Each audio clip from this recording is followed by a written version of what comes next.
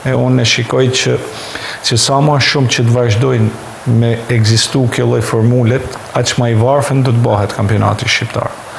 Dhe duhet automatikisht klubet duhet më umlel me ndërtu një strategji të re, me ndryshu shumë gjana, të shti që kanë ndërtu edhe këtë sistemin e ri që me pas 11 lojtar të huaj, mundesh me pas skuadër pa fund lojtar të huaj. Edhe kjo mendoj kam i kriju problemet mëdha futbollit shqiptar,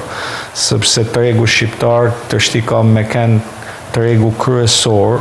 ku kanë me vërshu lojtarët nga Afrika, lojtarët që vinë ndoshta vinë me pagesa shumë të vogla, produkti vendit ka me pas shumë vështirësi, sepse ka me kenë pak a shumë i menjanum dhe jo i mirë shikum.